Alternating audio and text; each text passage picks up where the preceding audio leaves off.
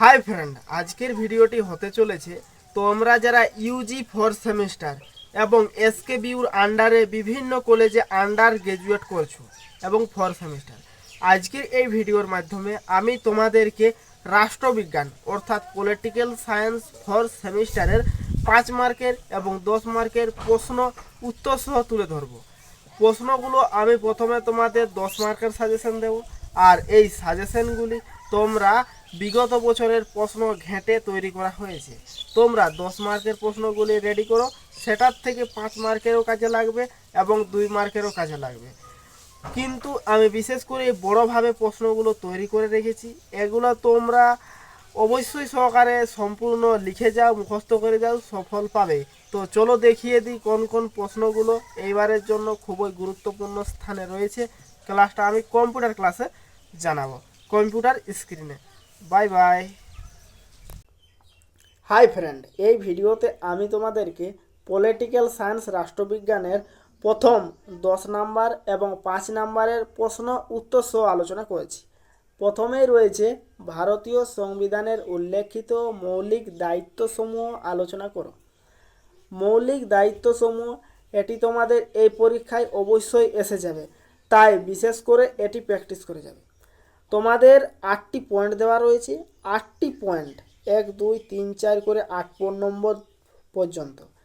8টি পয়েন্টের মধ্যে যদি 10 মার্কের প্রশ্ন এসে থাকে তাহলে তোমরা প্রত্যেকটিই লিখবে, এবং যদি 5 মার্কের আসে তাহলে নিজের মন মর্জি মতন 3টা থেকে 4টা তুলবে, কিন্তু উপসংহারটা দিতেই হবে। উপসংহার কোনো একটা প্রশ্ন বা উত্তরের মোস্ট ইম্পর্ট্যান্ট পার্ট। নেক্সট, ভারতের রাষ্ট্রপতি নির্বাচন পদ্ধতি আলোচনা করো। এই প্রশ্নটি তোমাদের এবার পরীক্ষায় 10 নাম্বার এবং 5 নাম্বার এসেই থাকবে।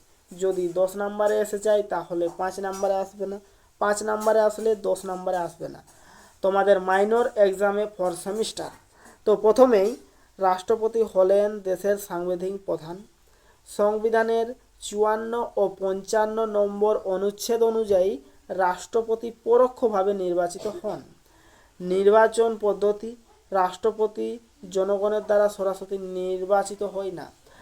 রাষ্ট্রপতি সম্পর্কে আমরা ভারতের প্রত্যেকেই মানুষ কিছু না কিছু জানি, তাই নিজের ইচ্ছা মতো করে পরীক্ষায় লিখবে। এটি তোমাদের সাজেশন। উত্তর না পড়লে আমার এই উত্তরটা লিখবে, না পারলে প্রিন্ট আউট বার করে তোমরা পড়াশোনা করো।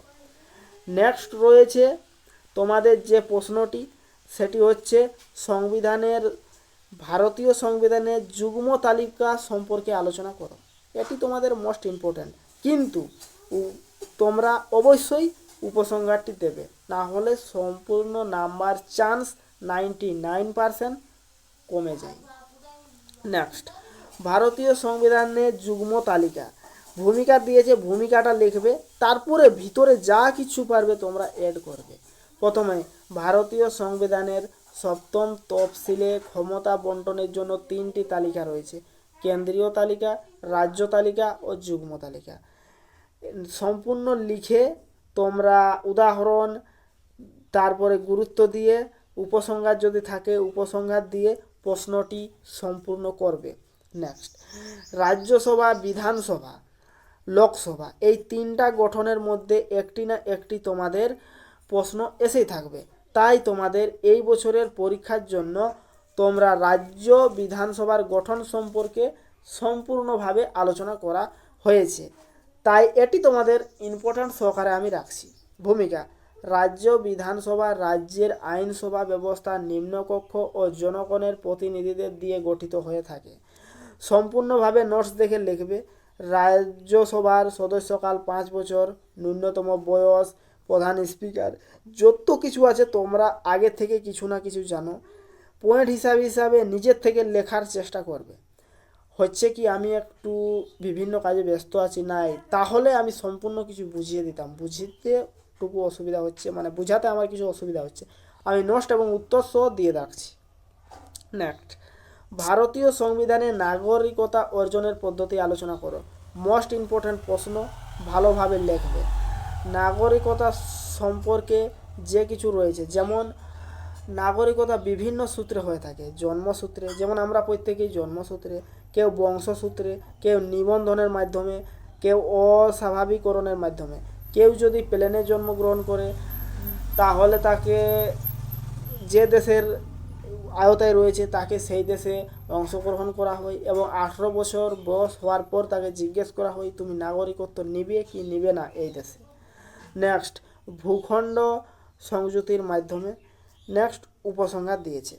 তো এই প্রশ্নগুলি তোমাদের আমি রেখেছি, রাষ্ট্রবিজ্ঞান 4 সেমিস্টার সাজেশনের জন্য। পিডিএফটা আমি ডিসক্রিপশানে ফার্স্ট কমেন্টে দিয়ে রাখছি, ডাউনলোড করে নাও। পাসওয়ার্ড হচ্ছে ORI অর্থাৎ ওরি। তো বাই বাই ফ্রেন্ডস, ভালো থাকো।